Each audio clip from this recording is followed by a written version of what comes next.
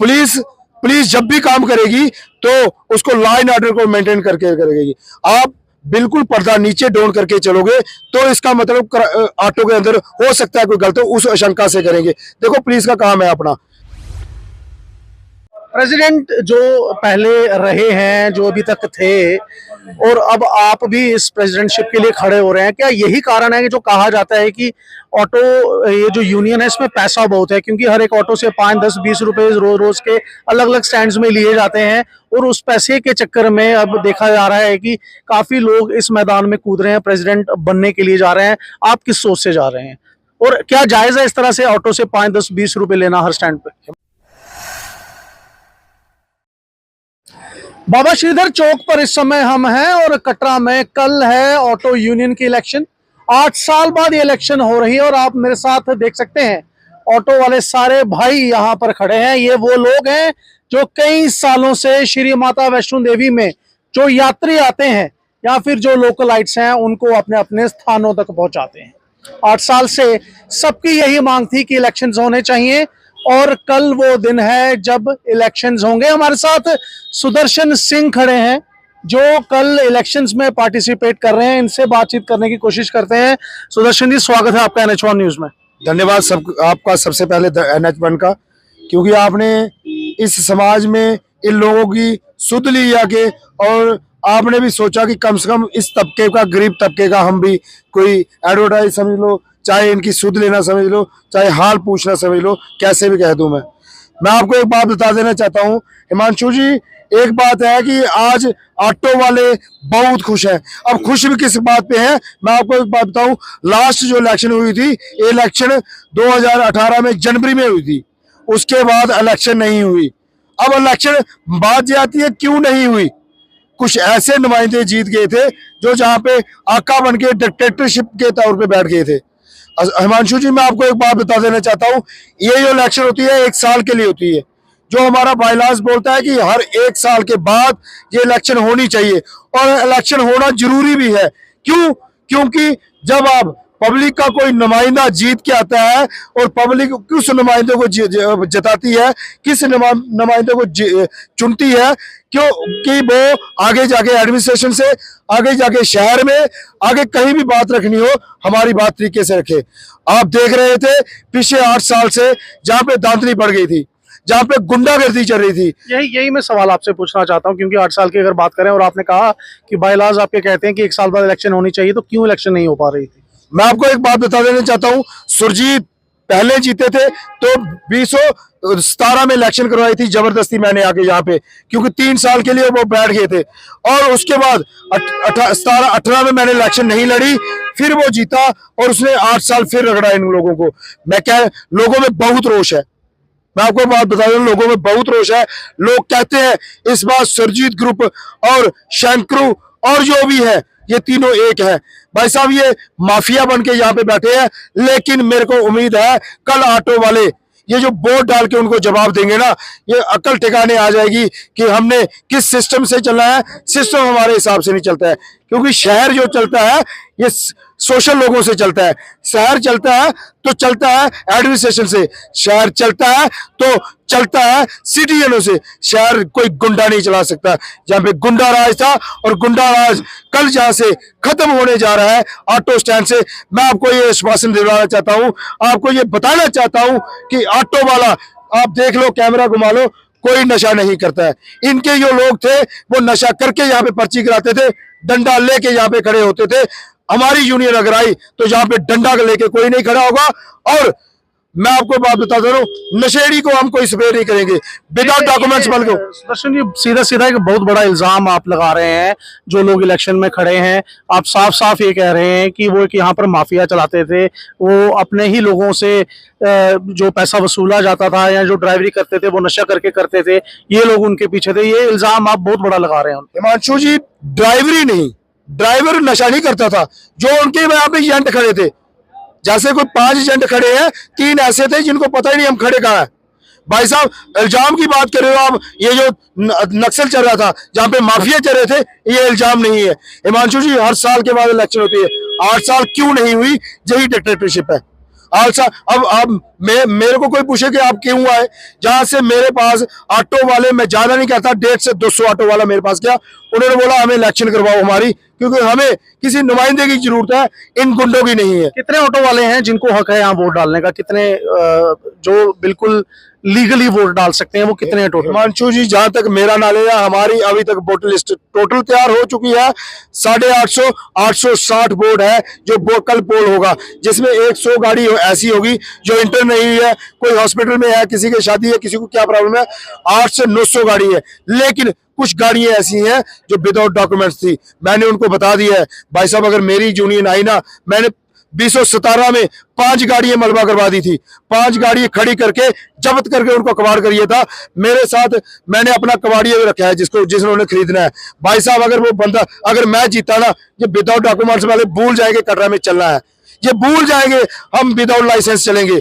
मैं आश्वासन देता हूं अपने ड्राइवरों को कि जिनके पास लाइसेंस होगा, जिनके डॉक्यूमेंट्स पूरे होंगे, उनको तो मैं कुछ नहीं बोलूंगा, लेकिन विदाउट डॉक्यूमेंट्स और विदाउट लाइसेंस वाले भूल जाए कि कटरा में ऑटो चलाएंगे। मैं आपको एक बात बता देना चाहता हूँ, सुदर्शन जी, ऑटो वालों पे अक्सर इल्जाम रहता है, जो शायद कई बार सामने भी आया है, कि वो लोग रैश ड्राइविंग करते हैं, नशे के प्रभाव में ड्राइविंग करते हैं। बाणगंगा में हमने देखा कि कई ऑटो वालों ने कंट्रोल खो दिया ऑटो से, वो सीधे जाकर खाई में गिरे हैं। ये जो इल्जाम लगते रहते हैं, ओवर चार्जिंग के इल्जाम साफ साफ इन पर लगते हैं। जब बारिश होती है तो 200 का 400 कर देते हैं। इन सब चीज़ों पर अगर आप जीते हैं तो क्या कंट्रोल होगा? हिमांशु जी, आपको एक बात तो मैं आपको बता देना चाहता हूँ, ड्राइवर मेरी नजर में अभी तक कोई नशेड़ी नहीं है। अगर नशा करके कोई चलाएगा तो वो बचेगा नहीं। रही बात एक्सीडेंट की, रही बात रैश ड्राइवरी की, आप बाणगंगा रोड देख लो, कितना रोड है वहां पे, क्या रैश ड्राइवरी करनी है।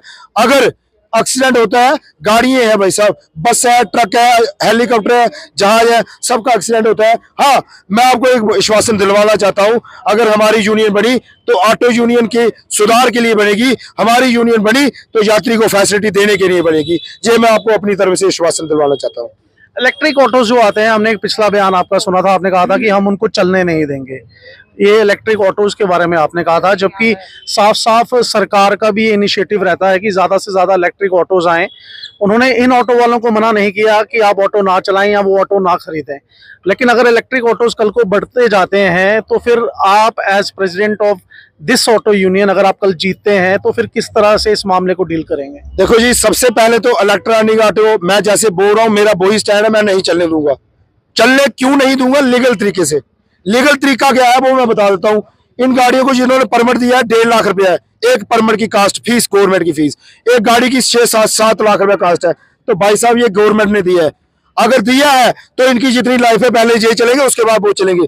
मैं आपको क्लियर बताना चाहता हूँ, अगर चलेंगे इलेक्ट्रॉनिक ऑटो तो वहां पे चलेंगे जहां पे इनकी हद नहीं है, शहर से बाहर, शहर से अंदर। अगर आप बात कर रहे हो कि ये ऑटो अगर सरकार की, तो ये भी सरकार ने दी है, ये किसी ने घर से परमिट लाके नहीं दी है। मैं सरकार को भी कहना चाहता हूँ, विनती करना चाहता हूँ, हम तरीके से बंद करवाएंगे तो नहीं चले देंगे, क्योंकि आपको मालूम है 800 से 900 अगर ऑटो है तो 1800 ड्राइवर हुआ, 1800 ड्राइवर है तो एक बंदे के साथ 3 बंदे लगा लो आप, 10,000 मिनिमम बंदा जो है इन ऑटो से पड़ रहा है। अगर इलेक्ट्रॉनिक आए, इनका खर्चा क्या है, उनका खर्चा क्या है, वो आप कैलकुलेशन कर लो, इनका क्या हाल होगा तो उनका क्या हाल होगा। इसलिए हम नहीं चलने देंगे। हमारा दुश्मन कोई नहीं है, लेकिन हमारा दुश्मन वो है जो इनकी रोजी रोटी पे आएगा। अगर मैं प्रेसिडेंट बना तो मेरे शहर में वो नहीं चलेंगे, चाहे हमको कोई भी तरीका अपनाना पड़ेगा, हम उसको अपनाएंगे।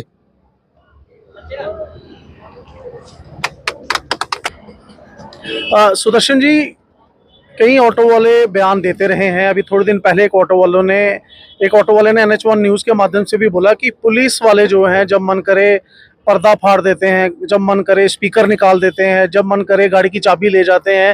हालांकि उसने साफ कहा कि किस तरह का कानून है हमें पता ही नहीं चलता। तो इन सब मामलों में आप कैसे आगे आएंगे और ऑटो वालों के साथ जो ये सब होता है उसको कैसे रोकेंगे?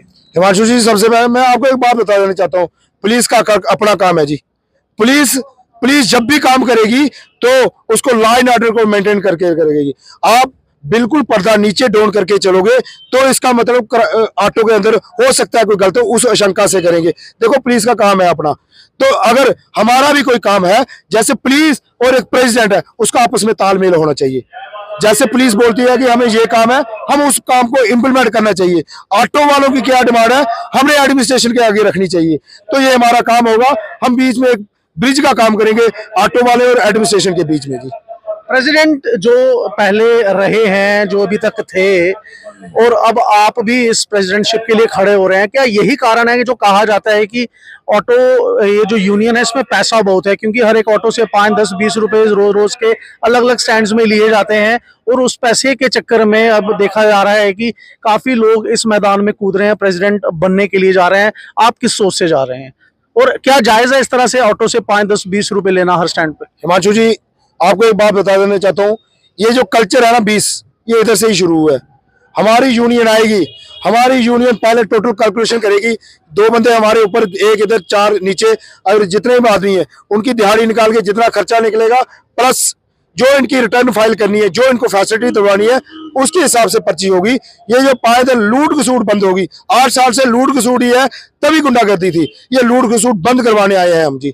लेकिन ये भी एक बात देखी गई पिछले कुछ सालों में कि जो भी ऑटो वालों के घरों में लड़कियों की शादियां होती हैं, उसमें जो ऑटो यूनियन थी जो भी चल रही है, वो 50-50 हजार रुपए उन्होंने काफी बार दिए हैं, हमने भी उसको कवर किया है। तो इस इनिशिएटिव को आप कैसे लेंगे, इसको आगे कैसे बढ़ाएंगे? देखो जी, ऑटो यूनियन वेलफेयर जो है ना, ये होता है अपनी तरफ से। पहले क्या था, पहले मीडिया नहीं थी, पहले भी देते थे, ये अब भी देते, ये आज का नहीं है। जब हमारी यूनियन रजिस्टर्ड हुई थी, उसमें टोटल साफ कर लफ्ज़ों में लिखा गया कि ड्राइवर को क्या देना है, ड्राइवर बीमार होगा उसकी क्या हेल्प करनी है, किसी गरीब के घर में शादी होगी उसको क्या देना है, अगर कोई यात्री जैसे आता है, तो यात्री कोई बूढ़ा हुआ है, जहाँ कोई गरीब है, लंगड़ा है, अंधा है, तो उसकी क्या हेल्प करनी है, हमने समाज के लिए क्या काम करना है, हमारे बायलॉज में सब कुछ लिखा हुआ है क्या कि अब इलेक्ट्रॉनिक युग आ गया है, अब मीडिया युग आ गया है, मीडिया कवरेज कर लेती है, पहले वालों को मीडिया नहीं मिलती थी। अब ये कंटिन्यू काम रहेगा। आप मतलब पहले भी ये सब होता था? जी जी बिल्कुल, और आगे भी होगा? बिल्कुल कंटिन्यू रहेंगे। यूनियन किसी की भी आएगी, इसको कंटिन्यू रखना पड़ेगा, ये हिसाब में होता है। अगर नहीं रखेंगे हिसाब से तो हमारे बायलॉज के अगेंस्ट हो जाएंगे, अगेंस्ट होंगे तो आपकी यूनियन भंग हो जाएगी जी। बिल्कुल, शुक्रिया सुदर्शन जी, धन्यवाद जी। तो ये आप देख सकते हैं कल कटरा में ऑटो यूनियन का इलेक्शन है। बाबा श्रीधर चौक पे जो टूरिज्म सेंटर है, तकरीबन 10 बजे से यहाँ वोट पड़ना शुरू हो जाएंगे, और 7 बजे के बाद इलेक्शन के जो रिजल्ट हैं वो भी अनाउंस हो जाएंगे। काफी लोग यहाँ पर इलेक्शन में खड़े हो रहे हैं, सुदर्शन सिंह उनमें से एक हैं, और इनके साथ हमने सारी बातें की, चाहे वो इलेक्ट्रिक ऑटोज का इशू हो जो अब मार्केट में आ चुके हैं, जिनकी तादाद रोज बरोज बढ़ रही है, उसके बारे में इनका क्या सोच है, इनका क्या कहना है, इन्होंने साफ बता दिया। ऑटो वालों को लेकर जो कहा जाता है कि ओवर चार्जिंग होती है, या कभी नशे में ड्राइव करते हुए मिल जाते हैं, या एक्सीडेंट्स जो हो जाते हैं नशे में, उसको लेकर भी आपने सुना। जो पैसा फैमिलीज को दिया जाता है जब उनको जरूरत पड़ती है ऑटो वालों की फैमिली, उसको लेकर भी आपने सुना। अब कल कौन जीतता है इस इलेक्शन में, क्योंकि 8 साल बाद श्री माता वैष्णो देवी के आधार शिविर की ऑटो यूनियन की इलेक्शन है, और ये छोटी मोटी इलेक्शन नहीं, बहुत बड़ी इलेक्शन है। 8 साल से ऑटो वाले इसका इंतजार कर रहे हैं। कल कौन विजेता होगा, ये शाम के 7 बजे के बाद ही पता चलेगा।